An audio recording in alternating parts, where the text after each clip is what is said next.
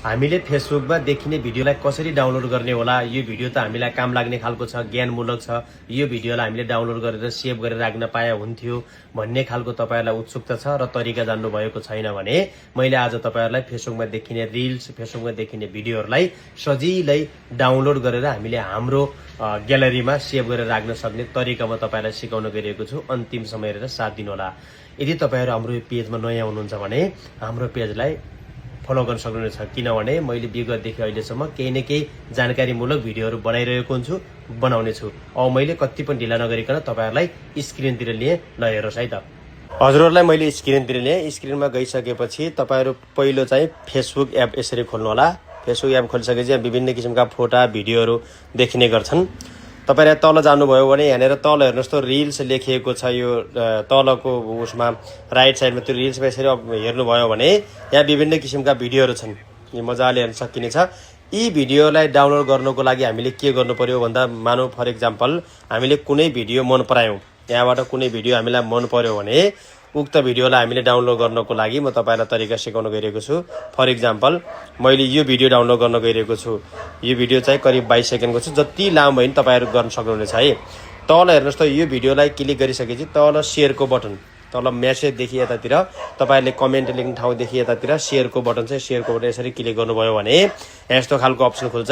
यहाँ तपाईहरु तल कपी लिंक भन्ने लेखिएको छ, त्यो कपी लिंकमा यसरी ट्याप गर्नुभयो भने यो हाम्रो कपी भयो। अब कपी गरिसक्यो हामीले है। तपाईहरुले एन्ड्रोइड फोन अथवा आइफोन जे चलाउनुहुन्छ तपाईहरुले कपी गरिसक्नुभयो। कपी गरिसकेपछि तपाईहरु क्रोम ब्राउजरमा जानु होला है।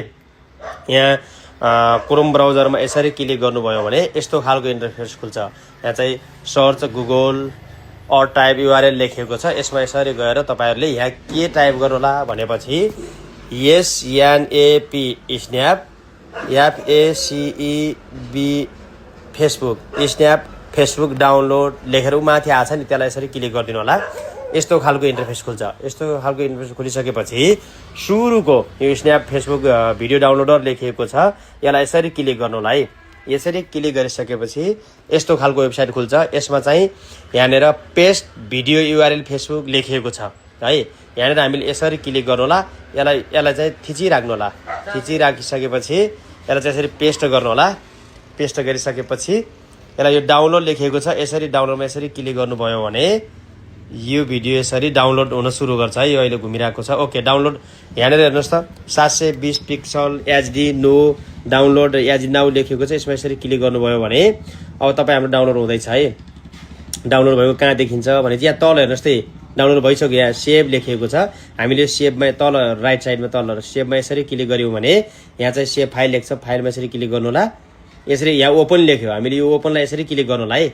ओपनलाई गरिसकेपछि यो लेफ्ट साइडतिर ओपन इन डाउनलोड लेखिएको छ है, त्यसलाई यसरी क्लिक गर्नु होला। यसलाई क्लिक गर्नु भने यहाँ आइसक्यो। यहाँ हाम्रो भिडियो कहाँनिर आयो भनेपछि अहिले भर्खरै हामीले गरेको भिडियो कुन हो भने तल्लो छेउमा हेर्नुहोस् त बालेन अगाडि देखिएको बालेन। यसलाई यसरी क्लिक गर्नुभयो भने यो अब हाम्रो उसमा ग्यालरीमा सेभ गर्नुलाई यसलाई यसरी क्लिक गरेर तल राइट साइडमा हेर्नुहोस् त एउटा चिन्ह छ यस्तो। यसलाई यसरी क्लिक गरेर यहाँ चाहिँ सेभ भिडियो भन्नेमा क्लिक गर्नु। अब सेभ भयो। अब हामी जाउँ ग्यालरीमा है। यहाँ ग्यालरीमा जानुभयो भने हेर्नुहोस् त तल्लो छेउमै मजाले डाउनलोड यसरी भएर आएको छ ग्यालरीमा। हजुरहरूले यसै गरी मजाले सजिलै डाउनलोड गर्न सक्नुहुनेछ। मैले तपाईहरुलाई सजिलो एकदमै सरल भाषामा सिकाए जस्तो लाग्छ। यो भिडियो हेर्नुभयो भने मजाले डाउनलोड गर्न सक्नुहुनेछ।